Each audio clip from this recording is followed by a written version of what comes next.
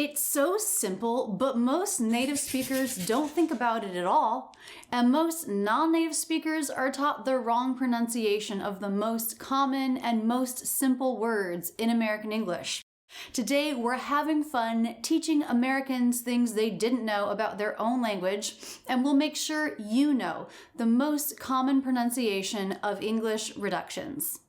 Were you taught that these two words are pronounced the same? If not, wow, bravo to your teacher. If you ask most native speakers how they're pronounced, they'll say, how do you say this word? Fore. Fore. What about you? Fore. And you know what? This word too. Let's see, are all three the same? Right now? Yeah. Fore, fore, and fore.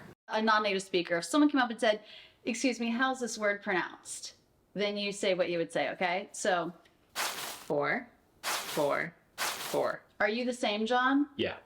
But the thing is, even though these people all said all three are fore, none of them pronounced this one that way when I asked them to put it in a sentence. And that's because this is one of the most common reductions in American English. It's not for, but it's actually for. What? Yes. Be sure to download my Sounds of American English cheat sheet. It's free. It's an illustrated reference guide for you for all the American English sounds, including the phonetic symbols you need to know. Link here and in the video description. Said so quickly, said with basically no vowel.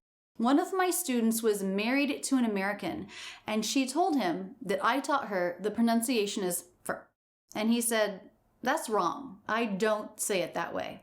And then she noticed later he did say it that way. When we change or drop a sound like this, it's called a reduction, and American English is full of them.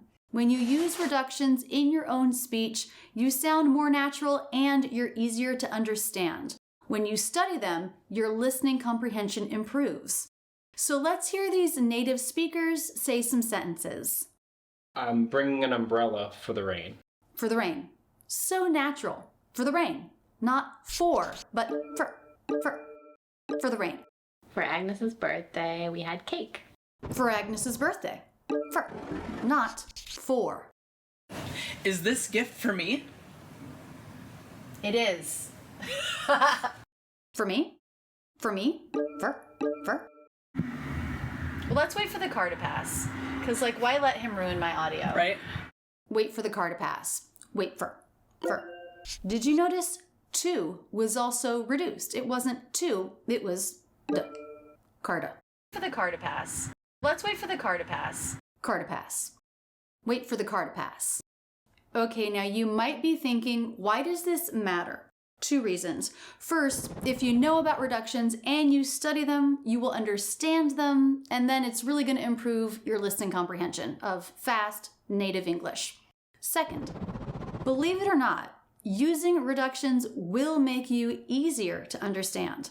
The contrast of unstressed reduced words with clearer stressed words creates the rhythm of American English, and a familiar rhythm really impacts how easily other speakers will understand you.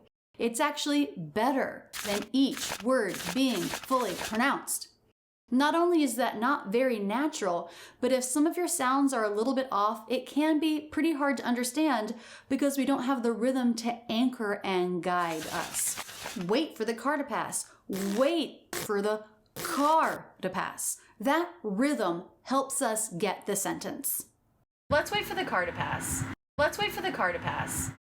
For, F-O-U-R, does not reduce. It's a word that will be clear in a sentence. Oh yeah, I played tennis 4 days ago. 4 days ago. 4 days ago, F-O-U-R, not reduced. Also, this word does not reduce. For. It's not very common in conversational English. It means forward. What's yours? I have 4 children. Yes, you do. 4 children. For. No reduction. F-O-R, for. Now, like I said before, native speakers aren't taught reductions because we learn speaking first. So we just naturally do them. We're not even aware of it. We had sauerkraut for lunch. So, Audrey, you actually said for lunch.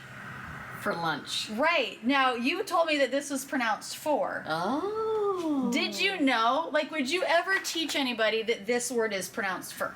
Fur. Would you ever tell anyone that? No. Yeah, like, that's probably For how you lunch. say it almost every time you speak. Okay, so something funny happened when my niece was making up a sentence with F-O-U-R. Does anyone know what these 4 pies are for? They're for me! Yes. She used both F-O-U-R and F-O-R, but she didn't do the reduction. Does anyone know what these 4 pies are for? Are for, not reduced. But why?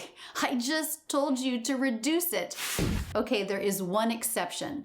We don't reduce the last word in a sentence. F-O-R was the last word and it wasn't reduced. My mom also did this in a sentence. What is this for? Nice. I love when native speakers become aware of this and learn something new about their own language. Okay, now I don't know if you guys noticed, but when you were being conversational, you actually said fur. Fur. Yep. I noticed that. You did notice Yeah. it? When I Weird. said it, is this for me? For me! Right. For dinner. This is for New Year's Eve. Isn't it funny that we think that it's for, and Right. that's what we would tell somebody. Yeah. Right. But it's actually, we never actually say it that way.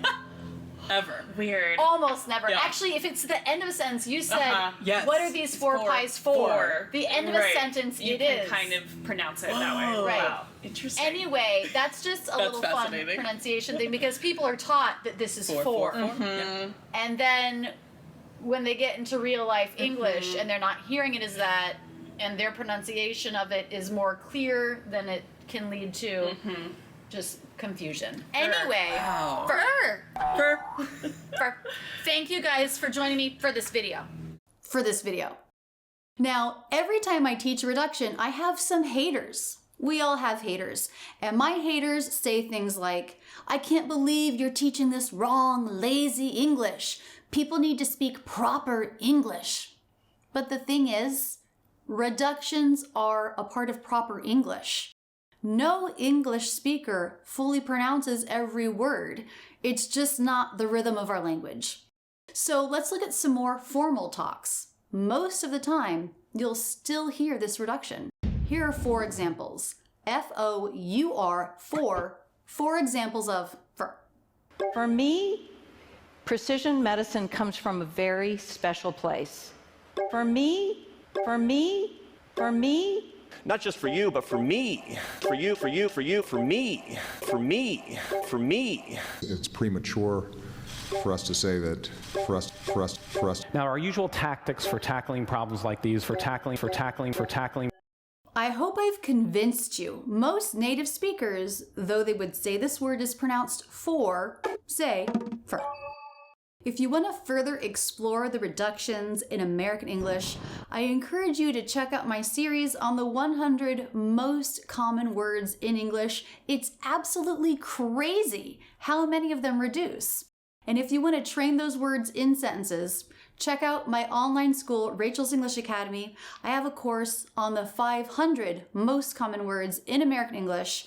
And of course, it includes a bunch of training audio so you can really imitate those reductions. Be sure to subscribe here on YouTube with notifications on. I love being your English teacher. That's it, and thanks so much for using Rachel's English.